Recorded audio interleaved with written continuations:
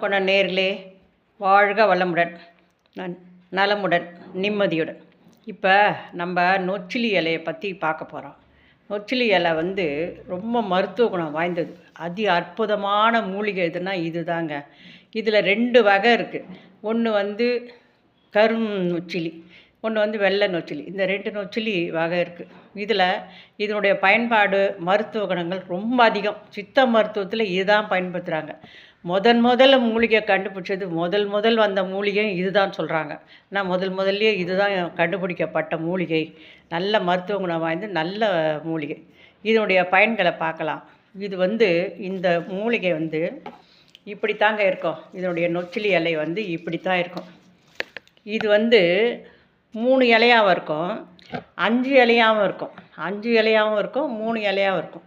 இதனுடைய காம்பு பாருங்கள், ஈட்டி மாதிரி இருக்குது பாருங்கள். இதுதான் ஈட்டி மாதிரி இருக்கும் இதனுடைய காம்பு பாருங்கள், ஈட்டி மாதிரி. இதுதான் நொச்சிலி இலை. இந்த இலை பின்னாடி வந்து சாம்பல் நிறத்தில் இருக்குது. இந்த சாம்பல் நிறம் ரோமம் பூசை போட்டுருக்குது. இது வந்து ஒரு ஆன்டிபயாட்டிக், கிருமி நாசினி, நச்சுத்தன்மையெல்லாம் அழிக்கக்கூடியது.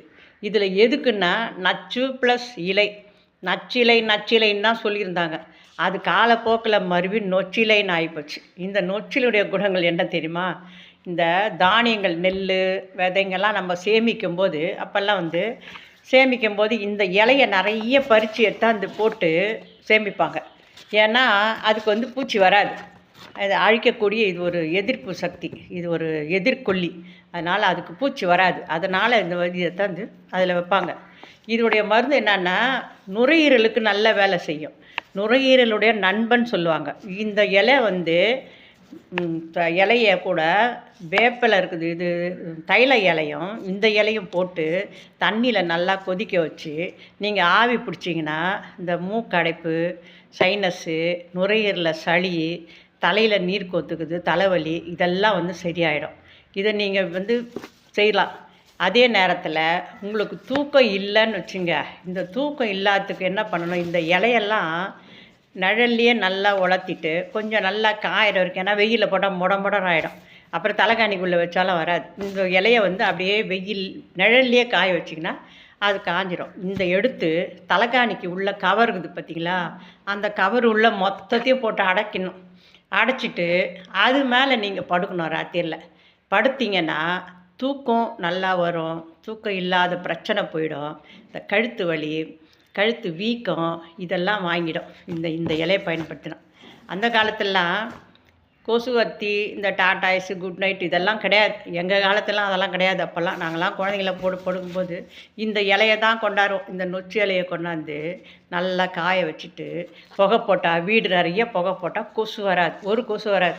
இது அங்கங்கே கட்டி தொங்க விட்ருவோம். நிறைய கழனிலேருந்து எடுத்தாந்தோம்னா அங்கங்கே கட்டி அப்படி அப்படியே தொங்க விட்டுட்டு பக்கத்துலேயும் வச்சுக்கோம். தலைகாணி பக்கத்துலேயும் வச்சுக்கிட்டா கொசு வராது. கொசுலேருந்து நம்ம காப்பாற்றலாம். அந்த அளவுக்கு இது கொசுனுடைய எதிரி அப்படின்னு சொல்லலாம்.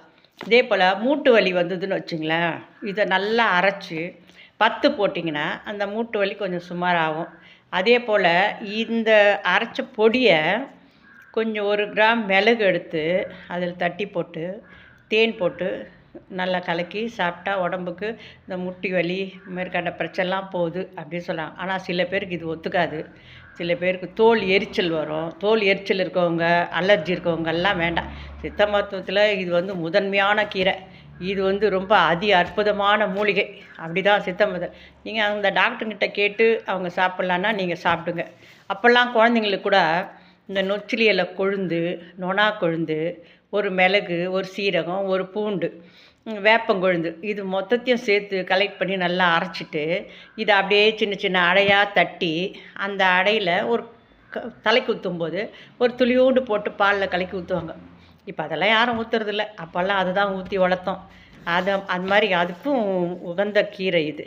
2வது வந்து குழந்த பிறந்துச்சின்னு வச்சுங்க, இந்த இலை, நொச்சிலி இலை, தைல இலை, கொய்யா இலை, இது எல்லாத்தையும் போட்டு பைலர்னு இருக்கும், அதில் வந்து இதை போட்டுருவாங்க. இது இலை மொத்தம் நிறைய கொடியாக உருவி போட்டு பைலர் நிறைய தண்ணி போட்டு நல்லா காய வைப்பாங்க. இப்போ ஹீட்ரு, அப்போது அதுதான் பைலரில் தான் இதை காய வச்சு இந்த தண்ணியை வளாவே மாட்டாங்க. சும்மா கொஞ்சம் தண்ணி ஊற்றி தான் வளாவி சுட குழந்த பிறந்தவங்களுக்கு ஊற்றுவாங்க. வயிற்றுலையும் அடிப்பாங்க, இடுப்பில் ஊற்றுவாங்க. இதெல்லாம் போட்டால் உடம்பு அசதி போயிடும், இடுப்பு வலி போயிடும், உள்ளே இருக்க அந்த கர்ப்பப்பை இருக்க அழுக்கெல்லாம் வெளியே வந்துடும். அதனால் இந்த இலை வந்து ரொம்ப முக்கியமான ஒரு இலையாக பயன்படுத்தப்பட்டது அப்போத்துலேருந்து இப்போ வரைக்கும் எல்லாத்துக்குமே. ஆனால் இப்போ வந்து இதில் வந்து பொடி, கஷாயம், சூரணம் இதெல்லாம் வந்து செய்து தராங்க. இதில் சித்த மருத்துவத்தில் இருக்குது, எல்லாமே போட்டாங்க, எல்லாமே செய்து தராங்க. இதை நீங்கள் சாப்பிட்ணும் கேட்கணுன்னா கூட டாக்டர்கிட்ட கேட்டு சாப்பிட்லாம், தப்பு இல்லை. அவங்க சொன்னாங்கன்னா நீங்கள் சாப்பிட்லாம் எல்லாத்துக்கும். மற்றபடி மேற்கண்ட இதுக்கெல்லாம் நீங்கள் தைரியமாக இந்த இலையை பயன்படுத்தலாம். நான் சொன்னதுக்கு மூக்கடைப்பு, ஆவி பிடிக்கிறது, தலைக்காணி கீழே படுத்துக்கிறது, கொசுவுக்கு இது மாதிரிலாம் இந்த இலை கடிச்சா நீங்கள் பயன்படுத்தலாம், தாராளமாக பயன்படுத்தலாம்.